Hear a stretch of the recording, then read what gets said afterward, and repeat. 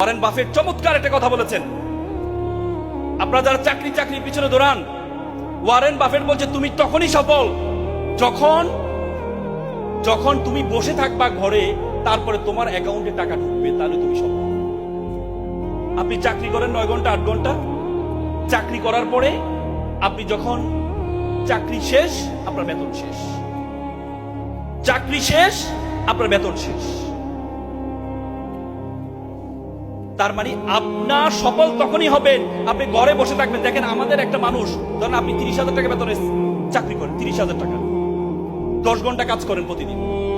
যদি 10 ঘন্টা কাজ করেন তাহলে প্রতি ঘন্টার বেতন কত দাঁড়ায় বলেন তো? 100 টাকা। যদি 60,000 টাকা বেতন, তাহলে প্রতি ঘন্টা 200 টাকা, 200 টাকা। তার মানে আপনি 60,000 টাকা বেতন হলে আপনার প্রতি ঘন্টার হয় মাত্র 200 টাকা আপনার স্যালারি।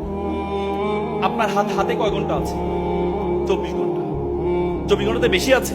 আপনার যেমন 24 ঘন্টা, ওয়ারেন বাফেটের 24 ঘন্টা, স্টিভ জবসের 24 ঘন্টা, মার্ক জুকারবার্গের 24 ঘন্টা। এই জন্য আপনাকে অন্যের 24 ঘন্টা আপনার অধীনে নিয়ে আসতে হবে। সেটা কেমন?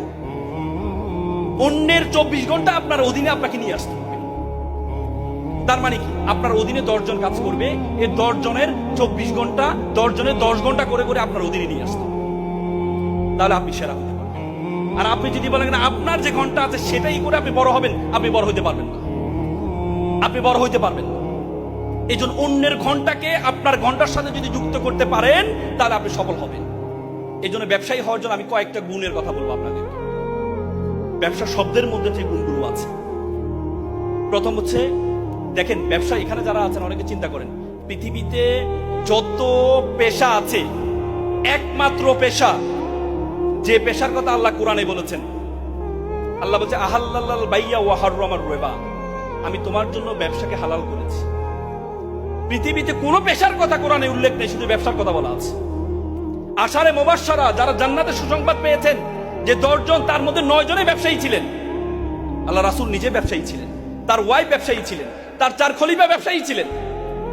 তার মানে আপনি ব্যবসায়ী হওয়ার জন্য এত হীনমন্যতা ভোগেন কেন? হীনমন্যতা ভোগেন কেন?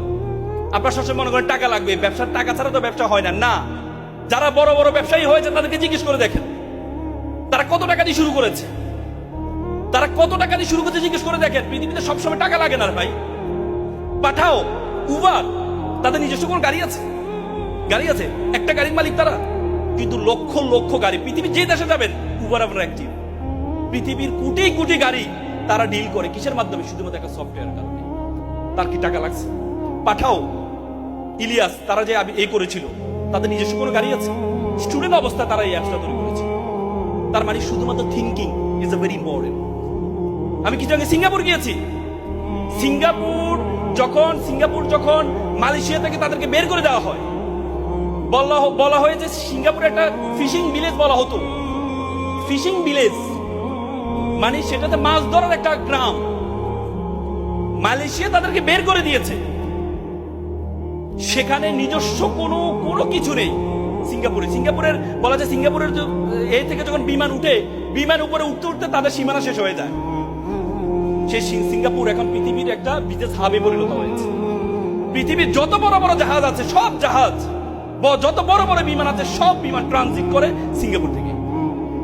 যে পানিটা পর্যন্ত তারা কিনে নেয়, সে পানিটা তারা বিক্রি করে। নিজস্ব কিছু নেই। সবসময় নিজস্ব টাকা লাগবে না, ব্যবসা করার জন্য সবসময় নিজস্ব টাকা লাগবে না, কিন্তু আমাদের চিন্তাটা